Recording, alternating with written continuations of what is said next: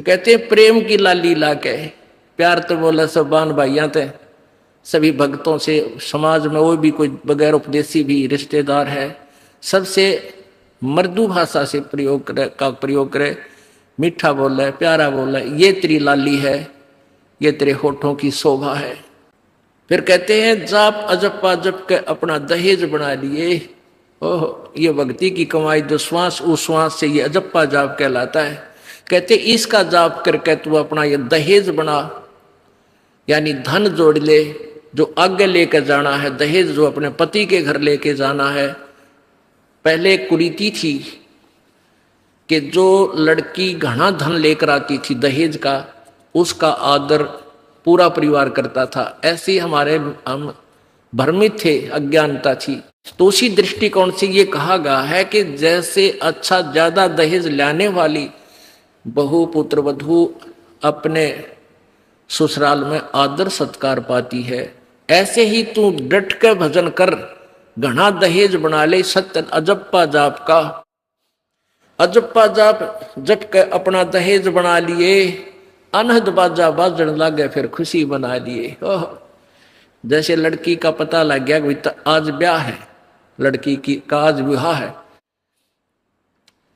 अब कई बच्चे बकाया करें, न्यू कहेंगे ए तेरी बरात आ गई, और फिर न्यू कहें कोई ना आई क्यों ना जीवरी है, यानी उसने खजाया करते हैं। तो फिर वो लड़की सोच लेती है बांधन दे दे, भौंके जाएंगे। तो कहते हैं जब वो बाजा बाजन लाग जा, तब सोच लिए बात लवा लाग ली कि आगी बरात।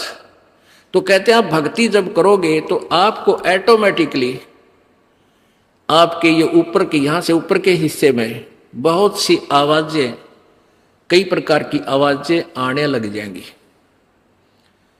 इसमें जो हमें आवाज सुनती हैं ये प्राथमिक भक्ति की लक्षण है, अंतिम नहीं है। हाँ, ये भी सुननी चाहिए, सुनेंगी, आपको अवश्य सुनेंगी, ना चाहते हुए भी सुनेंगी। और कभी सुनना चाहो तो कभी 2, 4, 10 मिनट, कभी कभी डेली नहीं, कभी ऐसे कान बंद करके एकांत स्थान पर सुन लेना, आपको सारा साजबाज अंदर बाजता दिखेगा, जिसकी भक्ति इस लक्षण हो गए। कुछ एक को वैसे भी सुनती हैं जिनके पूर्व जन्म की भक्तियां होती हैं, और फिर धीरे धीरे उनकी बंद हो जाती हैं, आगे कुछ नहीं सुनती, चाहे वो किसी का नाम जाप ले रखा है। तो वो तो ऐसा सुनना, ये देखना तो ऐसा है जैसे आपने बैंक में कमाई कर रही की और बैंक में पैसे जमा करा दिए, और उस बैंक की कॉपी ने कभी देखना चाहो तो खोल के देख लो। और ये दूसरे जो पंथ बतावे हैं, ये साधना इनकी नाम गलत हैं, और कहते हैं ध्यान लगाओ, मेडिटेशन करो, कान बंद करके, आंख बंद करके, अंदर आवाज सुनो, शब्द सुनो। ये कोई फायदा नहीं। अब जैसे धंधा करता नहीं, और बैंक में जब पूर्व जन्म की पहले की जो डिपॉजिट है 20-30 हजार, उसने रोज देखे जाने, कहा 20,000 है, और 20,000 में काम तो ना चले, फिर वो निकलवाने भी उसी में तो पड़ेंगे, वो एक दिन जीरो हो जाएंगे। वो तो जैसे आपको ये आभास होंगे किसी भी वस्तु का, जैसे हम हमारी आंखों, आपकी जो भक्ति करते हैं उनकी आंखों के सामने बहुत सी चीजें ऐसे चलती दिखाई देंगी। कभी तो ऐसा आभास होगा जैसे कोई मक्खी आ गई, कोई मच्छर जा रहा है, या कोई ऐसी कोई लाइन सी दिखाई देती है। तो ये आपकी भक्ति की कमाई है, प्रतिफल आपको दिख रहा है। और कई एकादा क्या करे हमारे भक्त, एक बहन भगत भाई आया ने बोला जी मैंने तो आंख दिखा ली, मेरी तो आंखों में डिफेक्ट हो गया। वहाँ क्या हो गया कि आगे बेरानी काला काला दिखे जाए, नो देखूं जब भी दिखा, मन तक कई बार डर भी लग जाता है। और डॉक्टर का इसका ऑपरेशन करेंगे, रमा भले आदमी क्यों आंख पड़वावे, ये तेरी भक्ति की कमाई दिखाई दे रही है, तेरी जो बैंक में जमा कराए हैं वो कॉपी में दिखे तेरे को। ये तो भगवान आत्मा ने दिखेंगे बेटा, जिनकी कमाई शुरुआत हो चुकी है। जेता अंजन आंजी ये चश्मों में दिखंत नो बोला सचमुच में, कहा सचमुच, फिर खुश हो गया रहा तेरा गजब भैया। तो ये जो सामने दिखाई देते घबराना नहीं। बहुत से भ्रमित हो जाते हैं क्योंकि बार बार ये दास नहीं बता पाता आपको।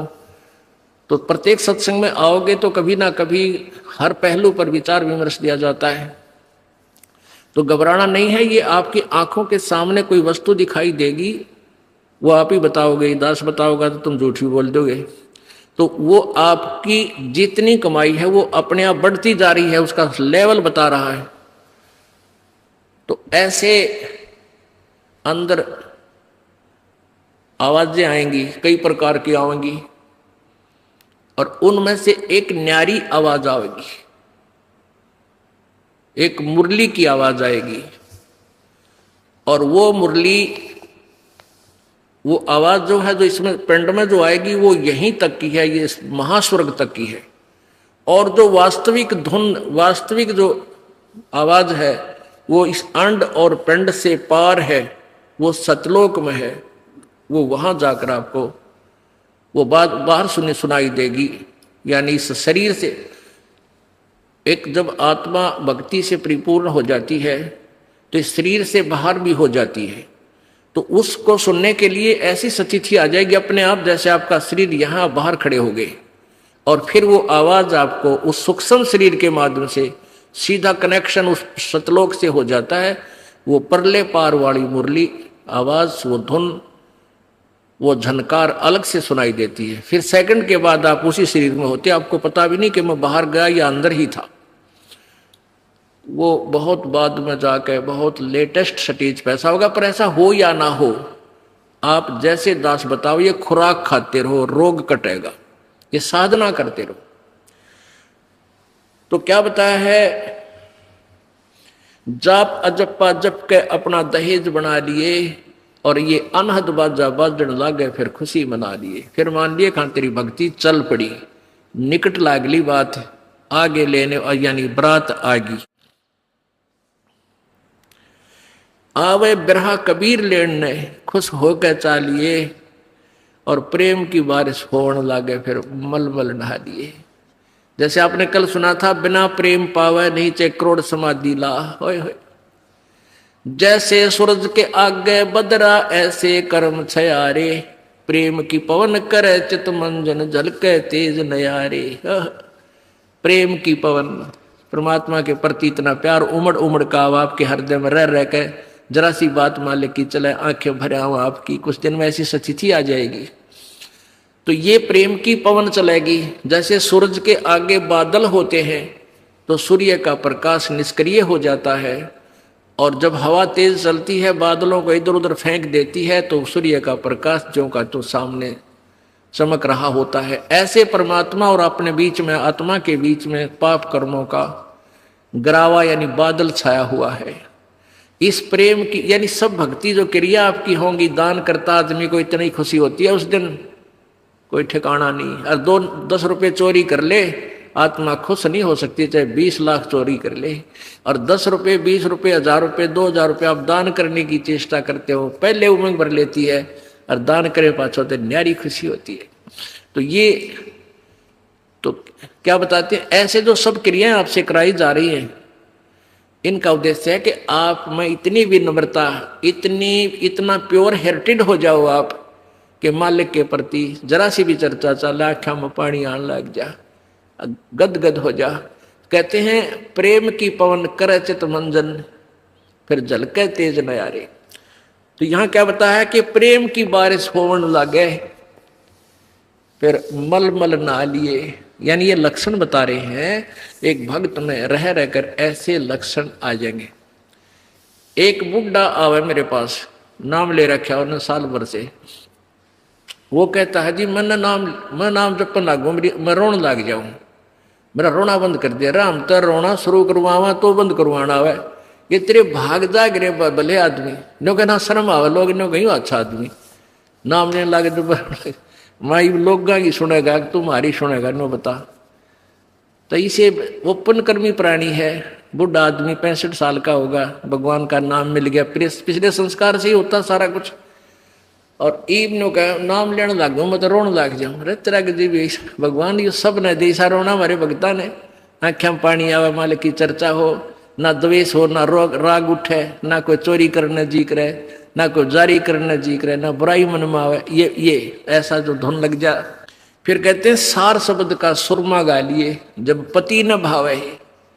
सार शब्द यानी जो असली मंत्र आपको दिया जाएगा वो सुरमय जैसा होगा, वो एक न्यारी आपकी जो है ना पहचान बनेगी, उस पर नारी जो है ना अलग से आपकी एक और सुंदरता बनेगी, यानी परमात्मा को आप और उस मंत्र सहित और अच्छे लगोगे जिनके पास ये तीनों मंत्र होंगे। कहने का भाव ये, आदिन्नी की मांग बरा ले तो चलिए नाड़ झुका के, विनम्रता अभिमान खत्म हो, विनम्रता आवे और सबके साथ प्यार से बोले, आकड़ नहीं पाड़े, ये लक्षण हो जाने चाहिए आपके अंदर। आदिन्नी की मांग बरा ले, ये जो मांग आप सिंदूर डालते हैं ये आदिन्नी तेरी मांग है, और चलिए नाड़ झुका के, यानी नम्रता से रहना, नाड़ झुका के चलना, नम्रता से पेश आना। और संत समागम बरात तेरी तन ले जावेगा ब्याह के।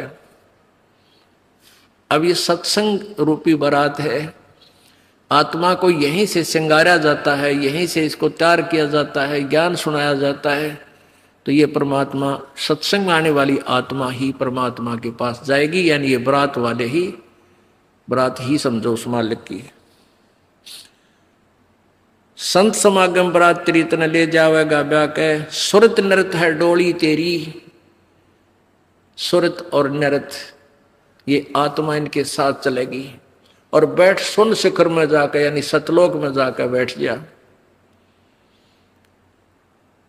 और मकर तार का खेल कांगना अलल ध्यान दचा के।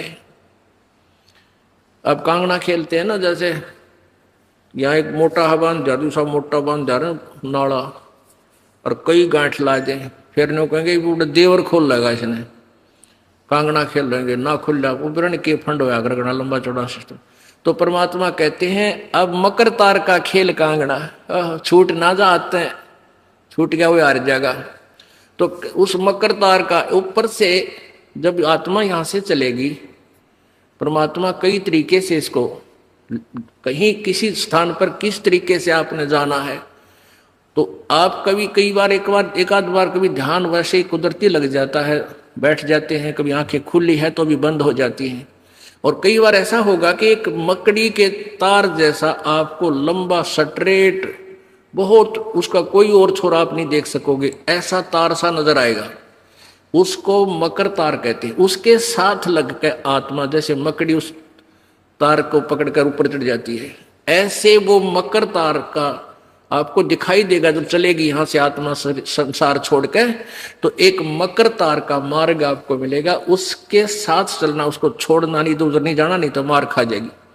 तो ऐसे ही वो कांगड़ा खेलते हैं, जब दोनों और दाव लगा देते हैं, तू खोल गया तो तू हार गया, हारगी। तो ऐसे अपने अपनी जबरदस्ती से उसको पकड़ लेना है उस मकर तार के, उस मकर तार को।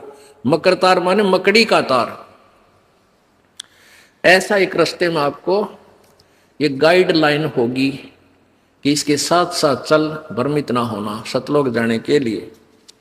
वो कुछ समय कुछ स्थान तक मकर तार है, उसके बाद फिर परमात्मा का अलग से मार्ग है। सुरत नृत्य है डोली तेरी, बैठ सुन शिखर में जाके, मकर तार का खेल कांगना अल्लल ध्यान दचा के। ओए होए, एक एक वाणी का आधा हिस्सा भी इतना जबरदस्त भर रखा भगवान ने। अब अलल पंख, अल्लल ध्यान दचा के, एक अलल पक्षी होता है, उसको अनल भी बोलते हैं। अनल, अनल माने वायु, यानी वो आकाश वायु में ही रहता है, ऊपर नीचे नहीं आता। वो अंडे भी ऊपर ही दे देती है, वो अलल पक्षी मादा, और उन अंडों को हवा में छोड़ देती है, और ऐसे स्थान पर अंडे देती है, पैदा करती है कि नीचे केले के बन हो, केले के बन। तो केले कैसे फंसे रहा कर, केले के बना बनो आपस में बहुत लंबे लंबे बढ़ जाते हैं। तो वहां आकाश से वो अलल पक्षी बहुत लंबा चौड़ा होता है, वो कम से कम भी सैकड़ों फुट लंबा और 50 फुट की चौड़ाई होती है। इतने बड़े बड़े पर होते हैं उसके, बहुत जबरदस्त लोहे के तौ की तरह, और पंजे होते हैं जैसे नो चमटिया की तरह, खुर जैसे बहुत जबरदस्त नाकुल्ले, बहुत मजबूत, और 4 पैर होते हैं उसके, पक्षी होता। तो वहां से अंडे छोड़ देती है भगवान हवाला है।